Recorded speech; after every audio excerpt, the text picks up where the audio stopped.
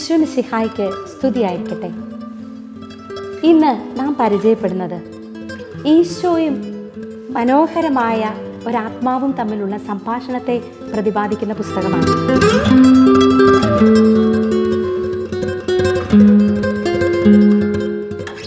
ഗബ്രിയേലി ബോസിസ് എന്ന ഫ്രഞ്ച് വനിതയോട് ഈശോ ഒരു കൂട്ടുകാരനെ പോലെ കൂടെ നടന്ന് സംസാരിച്ച വചനങ്ങൾ രേഖപ്പെടുത്തി വച്ചിരിക്കുന്നതാണ് ഈ പുസ്തകം.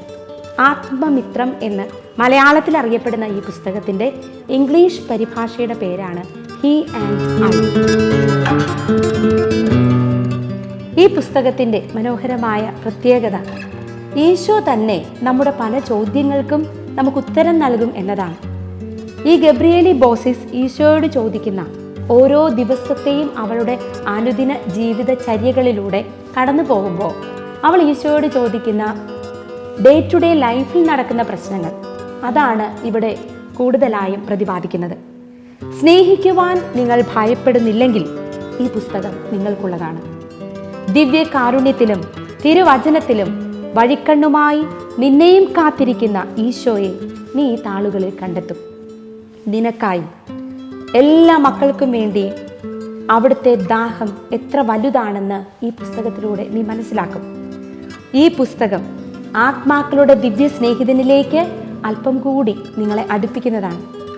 മാത്രമല്ല, ഈ പുസ്തകം എപ്പോഴും വായിച്ചുകൊണ്ടിരുന്നില്ല എങ്കിൽ പോലും നമ്മുടെ കയ്യിലുണ്ടെങ്കിൽ ചില ജീവിത പ്രശ്നങ്ങളിൽ പെട്ടെന്ന് തുറന്നു നോക്കിയാൽ നമുക്ക് ആവശ്യമായ ചില വാക്കുകളായിരിക്കാം ഈശോ നമ്മോട് സംസാരിക്കുന്നത്.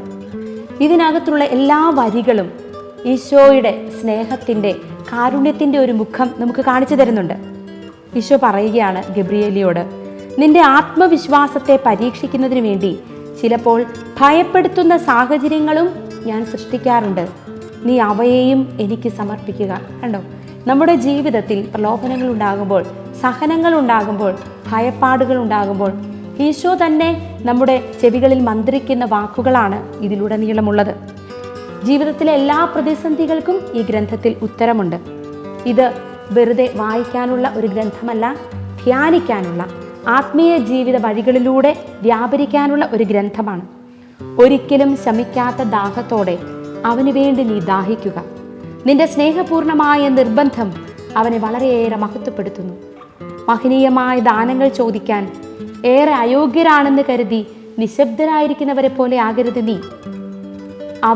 അവൻ്റെ മുൻപിൽ നിന്റെ അയോഗ്യത ഒരിക്കലും കാര്യമാകുന്നില്ല. അയോഗ്യനാണെന്ന ചിന്ത മാറ്റി നിന്റെ ദാരിദ്ര്യം തുറന്നു കാണിച്ച് അവൻ്റെ മുൻപിൽ നിന്റെ ഹൃദയം തുറക്കുക. നിന്റെ കരച്ചിൽ അവിടുന്ന് കേൾക്കുകയും നിന്നെ തന്നെ അവൻ്റെ മഹത്വത്തിൻ്റെ സംഗീതമായി അവൻ രൂപാന്തരപ്പെടുത്തുകയും ചെയ്യും. എൻ്റെ കുഞ്ഞെ, നിന്റെ ഹൃദയത്തിൻ്റെ ഉയർച്ച താഴ്ചകളെ തിരിച്ചറിയുന്നവന് നിന്നെ തന്നെ സമർപ്പിക്കുക.